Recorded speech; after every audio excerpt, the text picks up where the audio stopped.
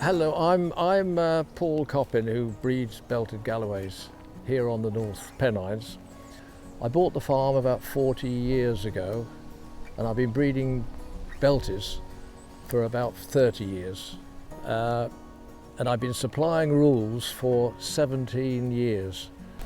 Having bought this farm, hill farm, the first thing I had to decide what breeds to keep. I obviously wanted to keep cattle.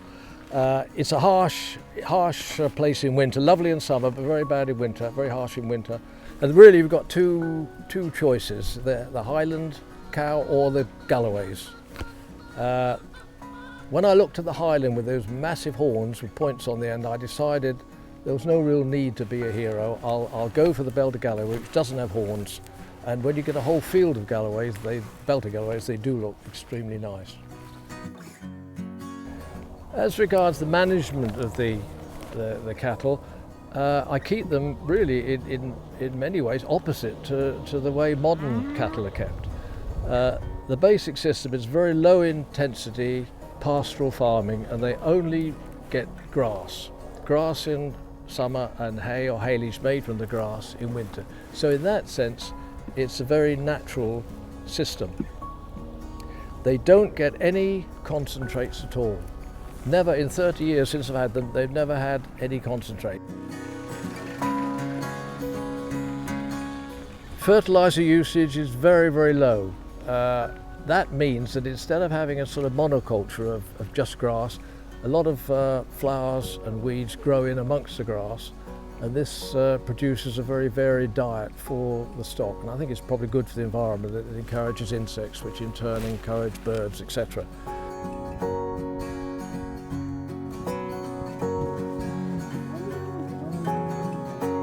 The Belted Galloways here, I graze them in their third year on grass, so they're up to 4 years old when they go down to rules, much older than the cattle you would normally eat from an intensive system. The advantage of feeding them slowly for a long time is that meat is fine-grained and develops a lot of marbling, which is internal streaks of fat within the muscle, and it's that incorporates the succulence and the tenderness and the flavour.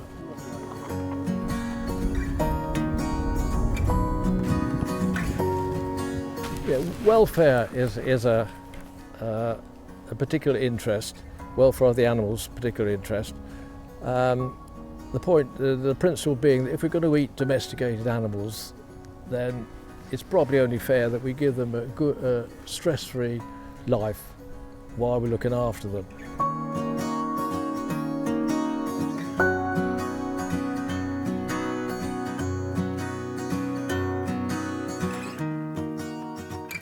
Our relationship with Paul came about by John shopping in Barnard Castle in one of the local butcher shops, and looking in the window he found this meat which was of a darker colour than the rest of the meat. It looked simply as though it had matured longer, and he went in and asked the butcher who, where, how he got this meat. And the butcher explained this all came from a local farmer called Paul Coppen, who was raising a herd of Belted Galloway. This intrigued John. And as Paul's farm is neighbouring our estate, John went over and had a chat with him, and that's really how the relationship started. Hi, I'm David Stafford, head chef at Rules, London's oldest restaurant, and just going to talk a wee bit today about Belted Galloway beef that we sell here every January, February. Flavour-wise, I think it's got a really, really good beefy flavour, quite strong, more so than most other sort of varietals I've tried. Even the cuts like the fillet, which normally maybe are a bit more lacking in flavour, really good beefy flavour. So that's one of the reasons I love using it.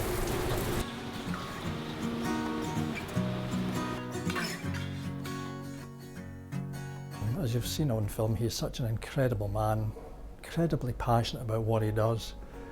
And that sits perfectly with what we're all about supporting small independent producers as best we can.